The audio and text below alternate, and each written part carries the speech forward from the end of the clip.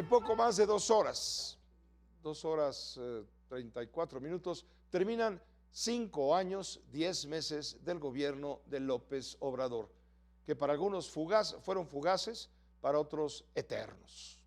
Hoy López Obrador dijo adiós, gracias. Sus oponentes no faltará que hayan dicho gracias a Dios. Desde la dictadura de Porfirio Díaz, nadie había atacado tanto a sus adversarios políticos en una lucha asimétrica para hostigar, amedrentar y castigar a quienes levantaran la voz en contra de la 4T. Con López Obrador se espera que haya terminado el imperio de los otros datos ante los abordajes críticos de las políticas públicas, varias hundidas en el cinismo y el fracaso.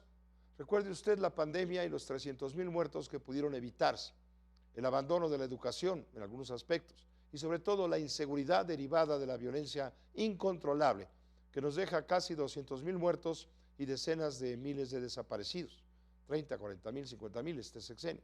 ¿Y qué decir del encono social, sin vocación conciliadora ni posibilidad alguna para el diálogo democrático, con quien hablaba y hablaba y hablaba y solo monologaba, no escuchaba y abusaba? ¿Qué opina el maestro Jesús Silva Herzog Márquez, profesor de la Escuela de Gobierno del TEC de Monterrey? Él tiene la palabra, por supuesto. Jesús, bienvenido, buenas noches. Hola Pepe, buenas noches. Pues qué sexenio más intenso. ¿Tú le llamas el sexenio de la destrucción? Bueno, a mí me parece que en el legado de Andrés Manuel López Obrador está en buena medida este proyecto de demolición de buena parte del patrimonio que se construyó en la transición democrática.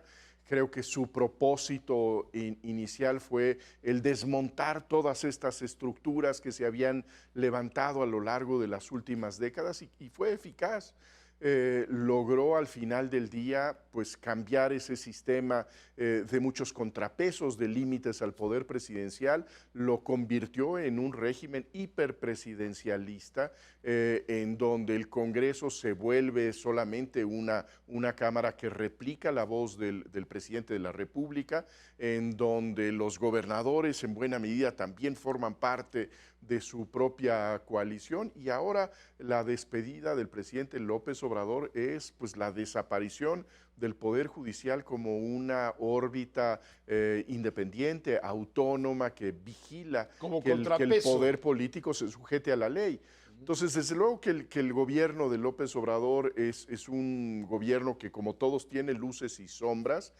Tuvo una gran capacidad para controlar la agenda pública, para pues, entusiasmar a millones de mexicanos que efectivamente lo idolatran. Creo que las imágenes que vimos hace un momento pues constatan que López Obrador se va con una extraordinaria popularidad, y que deja pues las cuñas muy bien situadas para el futuro gobierno de Claudia Sheinbaum.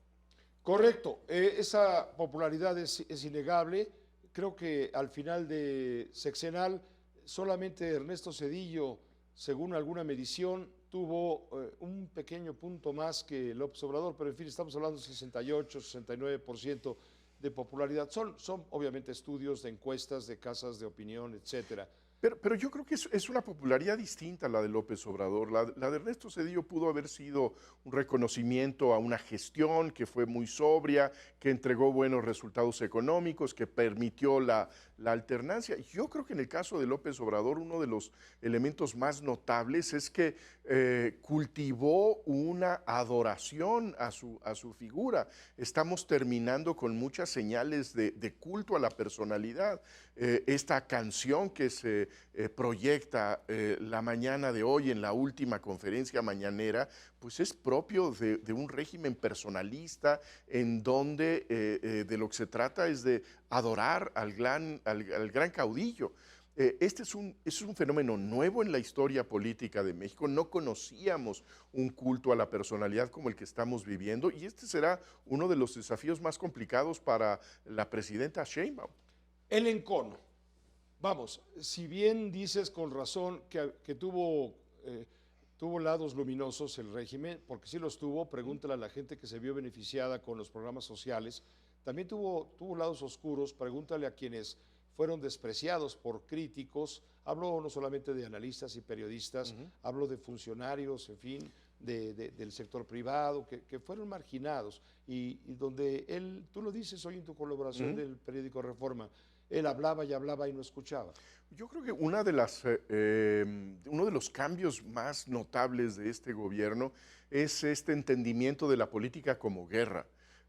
No ver al otro, al que está en un partido distinto, el que escribe en un periódico independiente, el que tiene una visión distinta del pasado, no es una persona que legítimamente expresa sus opiniones y con el cual hay que discutir, hay que escucharlo y hay que conversar, hay que discutir con él.